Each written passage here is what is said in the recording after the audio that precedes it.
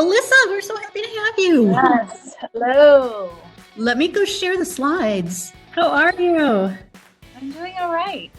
You've got some big psychology brown bags coming up. They look super exciting. The one this week is the forensic psychology. Yeah. That looks great. I actually shared it with my daughter because she's thinking of going into forensic science, but I thought it would be real interesting. Have you used interactive notebooks at all, Alyssa? I haven't. Well, today we'll just go through a little bit different than if we had a group, just kind of share some ideas and maybe do a little bit more of a brainstorming session because you've got so much content expertise. We just want to share some fun ideas and ways that you could use them. The elementary schools are big into interactive notebooks where students have a lot of content that grows throughout the semester. So we just want to demo some ways to do it digitally. Yeah. Pretty much anything you would do in a notebook, hard copy, you can do, and even more in an electronic or digital version. So it really makes some of the things that are impossible in those hard copy notebooks possible. Hopefully we can get some good ideas today. Yeah, I imagine so, because even just putting this together made me think of new ways that I could do some stuff that I had been doing a year ago. Mm-hmm. The key pieces with the digital interactive notebook is it's digital, so it lives in the cloud. We are going to show a demo using slides, but you can actually do it with PowerPoint as well. So obviously students are doing Wi-Fi and they're not submitting paper. So there is no paper to turn in. But one of the things that I wanted to point out is there's some things that students just like to do by hand, like journaling. You can still do that, but then transform it into the electronic version. Mm-hmm. The piece that makes it interactive is you can add any kind of content that you want. You can add icons or symbols or art or photographs, charts. You can have external links to pretty much anything as well. Articles you want them to read or an entire website, graphs or data. I was kind of excited about that audio files feature. I think they just added that recently for slides. Mm-hmm. So music or any type of audio files, videos, you can link the videos, you can embed the videos. You really can create an interactive experience for students all in one notebook. We were going to brainstorm some ways to use digital interactive notebooks, but I think we could dive right into some demos and then kind of discuss after. If that works for you. It's for me. We thought with digital interactive notebooks, you could do things like journal prompts, graphic organizers, worksheet templates, brainstorming activities, labeling activities, diagrams, reflective questions, where you can actually build an entire lesson. And we've included this link. I'm always sending out this Matt Miller, ditch that textbook stuff. He's got some great activities and activity templates. Let's just brainstorm some of the ways that we've used them in the class. And then I'd love to hear some ways you think they could maybe be used in psychology. So the other piece is it's a notebook. You can use it as a notebook, but you can also use it as so much more. It could be a calendar, a schedule, a project binder. We've used one in the ed program to just kind of collect important ed documents so they're all in one place. You could have a collection of lesson plans or class notes for a course that you're teaching, or a collection of teaching articles, basically an entire program binder. The thing I like about it is people talk about hyperdocs all the time. This can literally be an unlimited collection of hyperdocs, and it just doesn't take the size and the space it does anywhere else. So even if you get multiple people using it and they're all contributing to it, you can have some really complex and amazing resources if you build them collaboratively. These are just a couple of the templates that we like. The good thing about these is they've been around a little bit, and there are some creative designers who've already set up a lot of templates to use. SlidesGo is a great site. You can search online notebooks, and they've got a couple. Slides Mania has the biggest collection at this point in time. Search specifically notebook style. And then Slides Carnival also has quite a few as well. One example in the upper right is that binder template. The cool thing about interactive notebooks is a lot of them that have already been set up, if you're in presentation mode, you can click on one of the tabs and it goes directly to that section. So if you were teaching an ongoing lesson, I've got about 8 different lessons in one binder, and I just keep it in one binder and upload it so students can go to the particular section rather than having a whole bunch of Google Slides or different lessons. They're kind of organized into a binder that way. There's great templates for students to have planners and even just regular notebooks and some suggestions in there. So I think before we dig in and look at them, maybe should we show some? Oh, what I was actually going to say is, Alyssa, if you want to be looking at these slides yourself, you can get your own copy. If you go to bit.ly/LOL hyphen all lowercase notebooks. Then you'll be able to click on them and take a peek at some of them. Mary, why don't we show some just examples? This was one that I pulled from Slides Mania that if you look in Slides Mania, it's like the 20XX planner. So you could keep recycling it every year and creating a new one if you keep the original template. But I went in and I put in things like spring break, and I put in links to the LOL sessions and holidays and start of summer and those kinds of things. But if you click on any of these, it will take you out to the actual planner that I had changed. And I think I've got it set as a forced copy so that you could do anything that you want with it. But all the tabs are interactive, so you can click on any of the months to jump to a different month. Within a month, you can see on the left-hand side here that there are tabs for each week within the month, so you can jump to a particular week for that month. So you can put a lot of information in here. Wherever it says LOL, I think it jumps to the week page that has a little bit more about it. And then if you click on the LOL icon within the week planner, then it'll take you to the blog so that you get more information about it. I was just going to back up for 1 second because one thing I forgot to mention, this was a little more complex to set up than some of them are. And you'll find on Slides Mania, if they have something that's got lots of interconnectedness like this, a lot of times the creator will put a YouTube video right there on the Slides Mania page of how to set it up. And I ended up using that. I could see this, like I was curious about this because I thought about this in terms of like clubs and student life and keeping students connected, or I wonder how and this semester so many students have told me when I've like share your favorite study tip, half the class will be like time management, some time management tip with it. So I feel like this could be fun to explore or to give them options if they were wanting to go digital. One of the things that we talked about is when you are sharing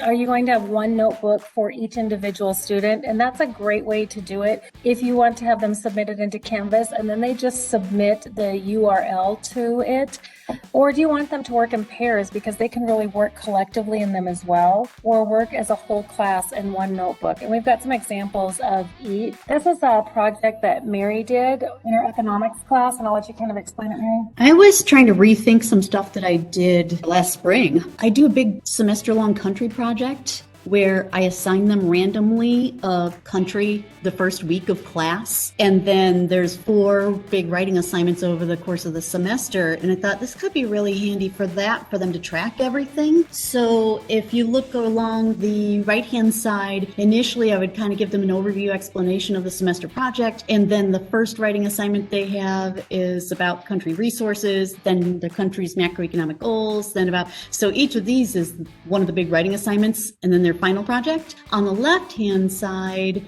when I'm on the yellow goals assignment, it shows the sub-tabs that are going along with that goals assignment. So under the goals is, what does their inflation look like? What does their unemployment look like? What does their GDP look like?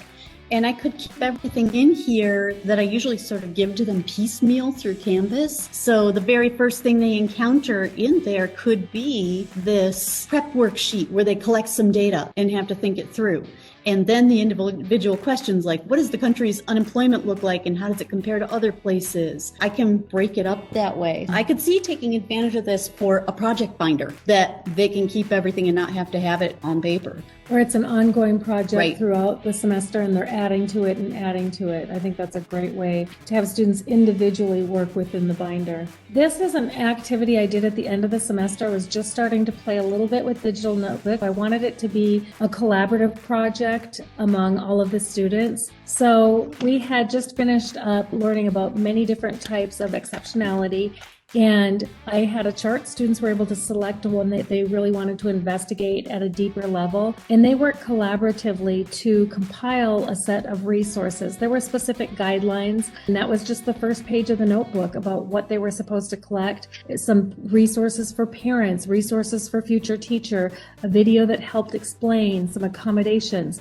So there were different types of media, multimedia that they were supposed to collect and resources for them as a future teacher teacher on this particular topic.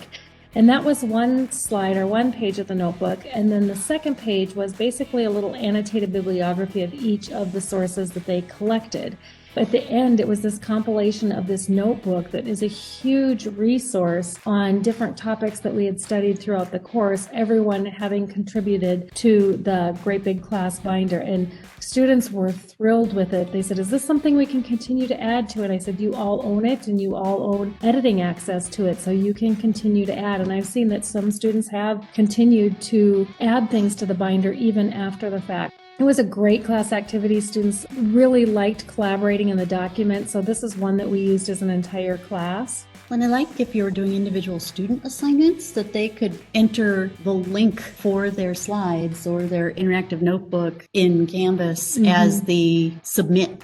We use it in our ed program, so I've just got an interactive notebook that I'm collecting and throwing everything on as we build our website for our field of interest. We have students that are coming in and taking a peek at the courses, and sometimes we can't change those class notes if they're doing service learning or if they're not doing service learning. So I've got just this notebook where it's a collection of the icons that we're using for our courses, the stock images, links to surveys, the data from surveys. It's just a notebook where everything for our program, kind of like a program binder. So my colleagues can add to it. We don't take anything out of it, but can certainly add to it. And rather than a million folders that we go to in our drive, it's all pretty much in one notebook. So we're building it as we build the site, so we all have access to everything. And then I threw this one in because it ties into the Tech Tuesday that I sent out this morning where you can do the DIY book covers. Because it doesn't have to be a notebook. I could set something up with little icons like this that looks like an iPad. You could click on each of these icons and it would take you someplace different.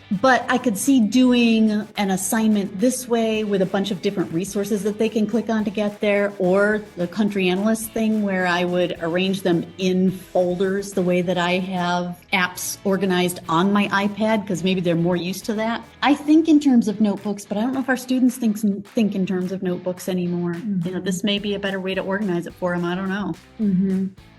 So I think we've talked and talked and talked. Yes. So that kind of covered our thing. I guess our question for you is, what do you think? What could you use it for? Any ideas for your class or any application? Yeah, I was interested in this in terms of looking for students putting together different things they might want to hold on to as they're moving through their career, courses they're proud of or projects they're proud of. Kind of an e-portfolio. Yeah, it might be a fun. I love the students kind of creating that final piece that they could use as future educators. I thought of for my stats class, like a choose your own adventure kind of thing with review activities. And yes, each I love that capability. Covering the different statistics, and it could even be something they create to help them with engagement. I would be totally curious if they would rather see something like a iPad mock-up versus a notebook kind of thing. Interesting. And then in terms of Psi Beta, I wonder if they would want to use that planner option for if I had enough active officers or students to use the interactive planner for that. I wanted to be able to see if we were talking to you. Yeah, there's just so many options. And what I'm finding challenging is the more things I create, the more folders I have and slides I have. And I just wanted to take, not teaching a specific course this semester, and put whether it be a presentation or activity in every topic. So I'm starting to make a binder for myself on learning disabilities. These are the slides I used. And because the thing I love about this is, the capacity for holding really is limitless. I'm envisioning taking my old-fashioned teaching binder in education and literally putting, here's my folder on learning disabilities. Here's the slides I use, the activities I use, everything I used for that. I love having it in Canvas, but to have it right there in my collection too. So rather than being 50 different folders in my Google Drive or even nested in other folders, it was kind of in a binder format. Yeah. And if you're wanting to be more open and sharing out some of your teaching or lesson plans, then you're not locked into Canvas. Right. I wonder how students would feel versus because you have modules with everything for that section, if they would like it more in a compact Right. you know, here's a notebook kind of thing versus, oh Right. my gosh, I see like 15 things that she's done for different items for the week. And I even think about at the end of like a unit, they create some kind of a resource. Even if they did it for their assignments, it's like an ongoing collection of resources. I've used where they just submit the URL if they all have individual ones. It can take a website, they submit that to Canvas. Or if it's something I want everybody to see as it's growing, I'll put it in a discussion board and then put the one document or the 4 original documents so everyone can kind of see how they're growing. Kind of like what we did in Basecamp with the slide decks. Well, I like that you can use it no matter how you're teaching. You know, we're talking about hybrid classes in the fall. If you're doing it live online, they can work on something together virtually in breakout groups. If they're working in an online course, they can be working on it asynchronously. And even in a face-to-face classroom, we could have them distanced and they could all be looking and working on the same slides. I was with my husband yesterday because he was getting his vaccine, and we're just waiting in the lobby at Fry's for his 15 minutes to be up. And I was working on the slides that Jen and I have been working on my phone, you know, so you can just have the slides app on your phone and work on it. Yeah. There's a whole bunch out there. They are calling them hyperdocs because I just think when could you burst it? When would it burst? How much can you put Can you break it? in this hyperdoc? Let's try. Could you? So, like, as we're creating things, even as we're having all of our adjuncts submit their photos, we're throwing them on a couple pages. We're collecting all of the graduation photos that we've had for the last couple years of all of our students. We're just really using it as, how can we have this one site, every one of the survey links that we've done? What a great way to just keep it all in one. And I don't know if you would break it, but I think you could definitely make it creak if you put in lots of animations and media and video, because I think we've had the most struggle. Remember we did Dear Santa and we had the animated letters? Then when we had several of those, it slowed things down. So that's when I would think that you would get But some if you're issues. primarily doing links to other documents and less animation, I think you could If it's stuff, I mean, like with Canvas, you know, in Canvas, you'd rather link out to a site like YouTube than take up the memory. So I'm sure the more memory it takes up inside, then. Students loved that resource document at the end. And typically they pick an area and they collect resources for themselves, but the level was just elevated, like find some great teaching strategies for learning disabilities or for dyslexia or for dyscalculia or just whatever that topic area was, being able to go back, great resources for parents, and just have that collection moving forward of materials. And it was more than just what can I find out there. I think that having an annotated bibliography kind of raised the stakes as far as why did you select this? What is it? What really is the value added? So, and I was just looking, I could see students in it at the same time and working and on other students' pages and going through, and it was just really it's kind of an impromptu assignment. So I panicked a little bit, but can I get it out and get it rolling it right away? But students really, we had 2 other adjuncts that launched it at the same time. So we have 3 different resource books from 3 different classes, and they're amazing. I mean, it really is a great collection. And then if you had any questions or suggestions, or you want to volunteer to do a session with us in the future, you can go to the LOL suggestion box, bit.ly/capital LOL lowercase suggestion box. It is case sensitive. If you still need a copy of today's slides, it is bit.ly/capital LOL hyphen notebooks, all lowercase. And then coming up after spring break, Fanny Silvestri volunteered. Somebody in our December Dear Santa session said, I want to make those Khan Academy kind of videos. And I have to assume that they mean annotation, whiteboard kind of things. So Fanny volunteered to do an online whiteboard session for us after spring break. She's pretty impressive. She kind of scares me a little. But, you know, engineering faculty, what are you going to do? And then all of the old sessions, if you wish to look at any of them, give us a couple of days and we'll have the recording for the interactive notebooks up here. And at the tail end, you may have seen these already, but we always put some resources. So these are some of the templates that Jen likes. And I think you said with the composition notebooks, you can get it either portrait or landscape. So that's nice. Or with this Slides Mania, you can see it's already set up with a bunch of linked tabs that you can use. And each of the creators basically the templates are done in master slides. So on the first page, it will tell you or your students how to, for tab 1, you just go in and find Right, and how to set it replace tab 1 and put whatever you want on that spot. So they're really typically pretty simplistic directions for how to modify it. Then this again was just from this morning. This was the planner. I just took a screenshot of the planner and then went to that DIY book covers and said, you can do it so it looks like a book, or it looks like an iPhone app, or it looks like an iPad app. So it's got capability for any of that. And I think that's actually the last slide. So I'm going to get out of here and we can go back to just... So we lost Alyssa. Bad internet connection seems to be going around today, but thanks everybody. Bye.